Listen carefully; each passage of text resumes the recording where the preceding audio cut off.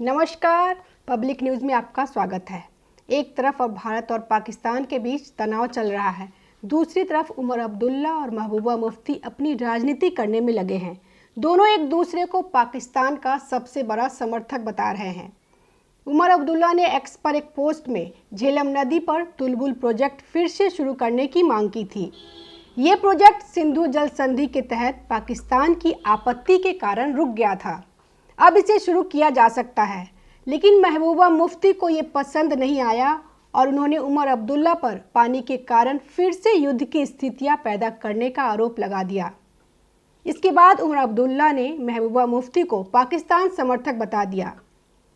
सिंधु जल संधि के निलंबित रहने के मद्देनज़र वुलर झील पर तुलबुल नौवहन बैराज परियोजना का काम फिर से शुरू करने के मुख्यमंत्री उमर अब्दुल्ला के आह्वान को लेकर पीडीपी की अध्यक्ष महबूबा मुफ्ती के बीच वाक युद्ध छिड़ गया है। महबूबा मुफ्ती ने जम्मू कश्मीर के मुख्यमंत्री उमर अब्दुल्ला की टिप्पणी को गैर जिम्मेदाराना और खतरनाक रूप से भड़काऊ बताया, जबकि मुख्यमंत्री ने पलटवार करते हुए कहा कि वह इस बात को स्वीकार करने से इनकार कर रही है कि सिंधु जल संधि जम्मू कश्मीर के लोगों के साथ ऐतिहासिक विश्वासघात है, क्योंकि वह ओछे प्रचार के लिए और सीमा पार के कुछ लोगों को खुश करने की अंध लालसा में डूबी हुई हैं। उमर अब्दुल्ला ने एक्स पर पोस्ट किया कि क्या IWT के निलंबन के मद्देनज़र वुलर झील पर तुलबुल नौवहन बैराज परियोजना पर काम फिर से शुरू हो सकता है। उमर अब्दुल्ला ने एक्स पे लिखा, उत्तरी कश्मीर में वुलर झील, वीडियो में आप जो सिविल कार्य देख रहे हैं वह तुलबुल नेविगेशन बैराज है।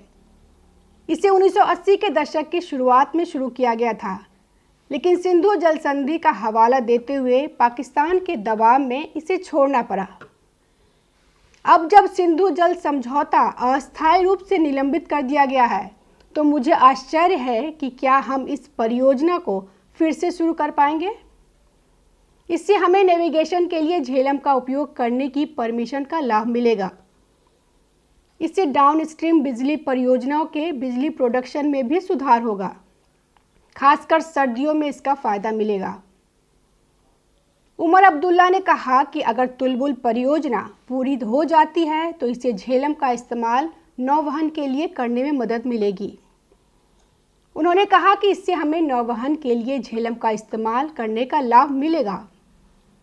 इससे खासकर सर्दियों में निचले हिस्से में बिजली परियोजनाओं से बिजली उत्पादन में भी सुधार होगा। उमर अब्दुल्ला ने पोस्ट पर पलटवार करते हुए महबूबा मुफ्ती ने कहा, ऐसे समय में जब दोनों देश पूर्ण युद्ध के कगार से पीछे हटे हैं तथा जम्मू कश्मीर में निर्दोष लोगों की जान गई है, व्यापक विनाश हुआ है और लोग अपार पीड़ा झेल रहे हैं, तब ऐसे बयान न केवल गैर जिम्मेदाराना है बल्कि खतरनाक रूप से भड़काऊ भी है।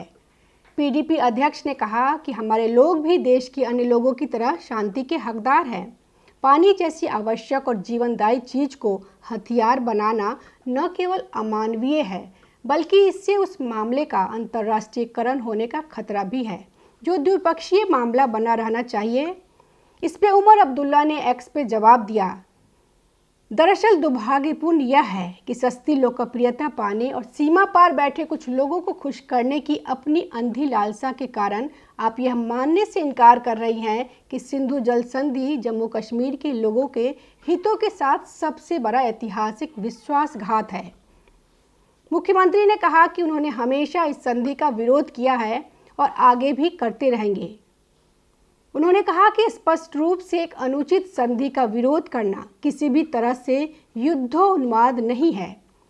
यह उस ऐतिहासिक अन्याय को ठीक करने के बारे में है जिसने जम्मू कश्मीर के लोगों को अपने पानी का उपयोग करने के अधिकार से वंचित किया है। सिंधु जल संधि रुकने से उत्तरी कश्मीर के बारामूला, बांदीपोरा और दक्षिण कश्मीर के श्रीनगर, अनंतनाग, पुलवामा और कुलगाम के गांवों के किसान खुश हैं। उनका कहना है कि 38 साल बाद भारत को तुलबुल बैराज का काम शुरू करने का मौका मिला है। हालांकि पीडीपी प्रमुख ने मुख्यमंत्री पर कटाक्ष करते हुए कहा कि परियोजना को बहाल करने का उनका आह्वान बेहद दुर्भाग्यपूर्ण है।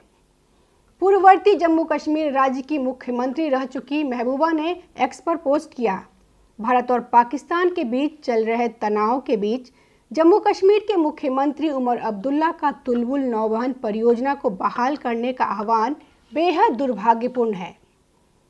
उन्होंने कहा कि इस तरह के बयान न केवल गैर जिम्मेदाराना है बल्कि खतरनाक रूप से भड़काऊ भी है। दरअसल भारत ने इसका काम 1984 में शुरू किया था। इससे दक्षिण से उत्तरी कश्मीर तक 100 किलोमीटर तक नौवहन कॉरिडोर बनता है और कश्मीर की लाइफलाइन झेलम का पानी रुकता है और नदी में कभी सूखा नहीं पड़ता। 1 लाख एकड़ जमीन सिंचित रहती है, लेकिन 1987 में पाक ने इसे सिंधु जल संधि का उल्लंघन बताते हुए काम रुकवा दिया था। तुलबुल प्रोजेक्ट झेलम नदी पर वूलर झील के मुहाने पर 440 फीट लंबा नौवहन लॉक कम नियंत्रण ढांचा था। यहाँ झेलम का पानी रोकने के लिए 3 लाख बिलियन क्यूबिक मीटर की भंडारण क्षमता तैयार की गई थी। तुलबुल प्रोजेक्ट इस वक्त 20 करोड़ रुपए खर्च हुए थे, लेकिन झेलम में बार बार बाढ़ आने से निर्माण मिट्टी में दब गए थे। इससे झेलम का पानी कश्मीर में नहीं रुक सका और पाकिस्तान बहकर जाता रहा। 1960 में हुआ था सिंधु जल समझौता, 65 साल बाद रोका गया। 1960 में भारत के प्रधानमंत्री जवाहरलाल नेहरू और पाकिस्तान के राष्ट्रपति अयूब खान के बीच ये समझौता हुआ था। समझौते में सिंधु बेसिन से बहने वाली 6 नदियों को पूर्वी और पश्चिमी हिस्से में बांटा गया था। पूर्वी हिस्से की नदियां रावी, ब्यास और सतलज के पानी पर भारत का पूरा अधिकार है। पश्चिमी हिस्से की नदियों सिंधु, चिनाब और झेलम का 20% पानी भारत रोक सकता है। नेशनल सिक्योरिटी कमेटी की 24 अप्रैल को बैठक हुई थी। इसमें पाकिस्तान ने दोनों देशों के बीच सभी द्विपक्षीय समझौते स्थगित कर दिए थे। इसमें 1972 में हुआ शिमला समझौता भी शामिल था। केंद्र सरकार ने पिछले महीने पहलगाम आतंकी हमले के मद्देनज़र सिंधु जल संधि को स्थगित कर दिया था, जिसके तहत भारत और पाकिस्तान जल साझा करते थे। हालांकि पीडीपी प्रमुख ने मुख्यमंत्री पर कटाक्ष करते हुए कहा कि परियोजना को बहाल करने का उनका आह्वान बेहद दुर्भाग्यपूर्ण है। पूर्ववर्ती जम्मू कश्मीर राज्य की मुख्यमंत्री रह चुकी महबूबा ने एक्स पे पोस्ट किया, भारत और पाकिस्तान के बीच चल रहे तनाव के बीच जम्मू कश्मीर के मुख्यमंत्री उमर अब्दुल्ला का तुलबुल नौवहन परियोजना को बहाल करने का आह्वान बेहद दुर्भाग्यपूर्ण है। उन्होंने कहा कि इस तरह के बयान न केवल गैर जिम्मेदाराना है बल्कि खतरनाक रूप से भड़काऊ भी है। नमस्कार। ताज़ा खबरों से जुड़े रहने के लिए हमारे चैनल को सब्सक्राइब करें और बेल आइकन को दबाना ना भूलें, ताकि हर खबर की नोटिफिकेशन आपको मिलती रहे।